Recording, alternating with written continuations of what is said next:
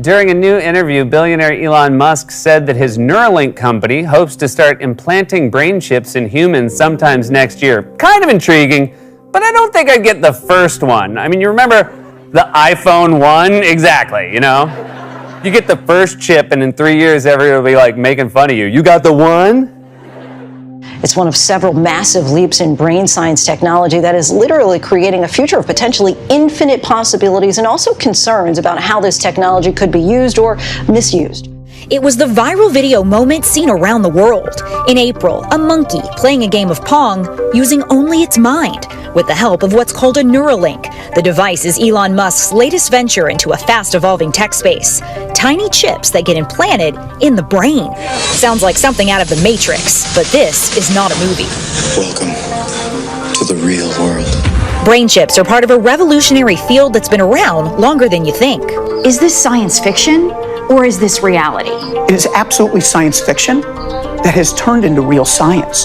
What Elon Musk did with these monkey trials showing how monkeys with brain chips could control computers with nothing but their minds, the first version of this happened in the 60s. And have you ever thought about being able to unlock your car or pay at the store just by waving your hand? Well, a body piercing expert is bringing that to the future in Lansing with a new product. Josh Sanchez is here for you with a look at chip implants. Lanier was interested in technology, so he combined it with his love of body modification to come up with this. I felt that it belongs in the body enhancement industry. It is an enhancement. The future will be based on it. The implants with RFID and NFC technology can be connected to smart devices, and it can act like a virtual wallet. The implants are not completely new. Employees at a company in Wisconsin were voluntarily chipped in 2019. I'm here at a time in life when this was unheard of, when it was just movies as a child, you know? So now to see that this is actually a thing that's happening and I'm a part of it, it's historical.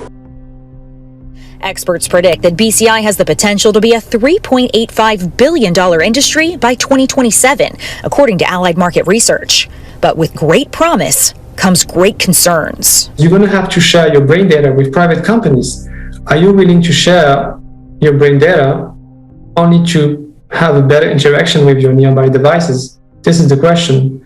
What are the other ways it could be used that causes pause? The peril of this technology, the risk of this technology is if we push too hard, too fast, you can use it for virtually anything. When we go beyond trying to help people who are struggling, paraplegics, quadriplegics, locked-in patients, people who can't speak, to improving people who are normally functioning, giving you a brain chip as an example, it's almost downright frightening. Engineers at Northwestern University have developed a flying microchip. It's about the size of a grain of sand and does not actually have a motor or engine. It flies around by being dispersed by the wind. Here now to tell us more about it is Northwestern professor and bioelectronics pioneer John Rogers. Good morning. Hello. Hey, thanks for having me.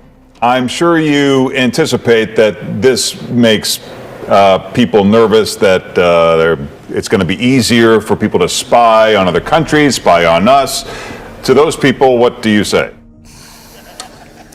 And then finally, technological innovations that change the world. I don't know if you follow it closely at all, but the big concern in the US right now is that China is outpacing the United States in 5G technology. And what's the thing with 5G technology? It runs everything better and faster. It's more ubiquitous. It becomes something in everything. My kids got me a pair of sneakers for I think Christmas, my birthday. Yeah, it was my birthday.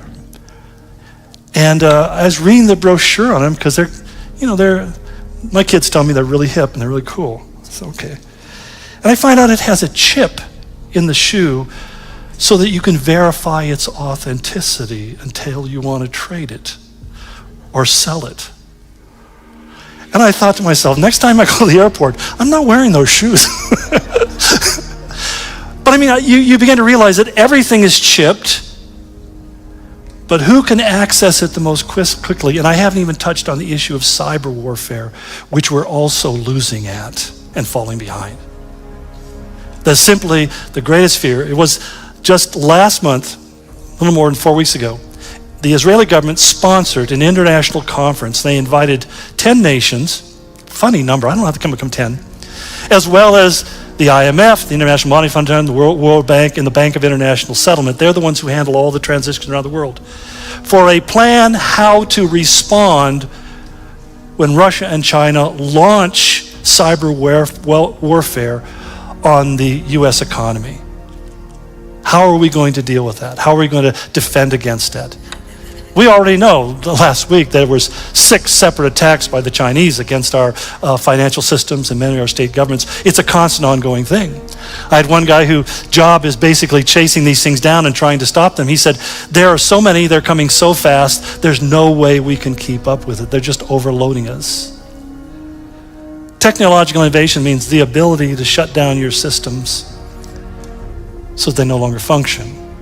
So as at the same time that every government in the world is moving into a digital currency, every one major country in the world is moving. If you read the articles, you see they're going there. They're going to a digital currency. It's happening, it's coming. As they're doing that, they're also looking at the fact that we now have this incredible vulnerability. And I know you're saying, well, what about cryptocurrency?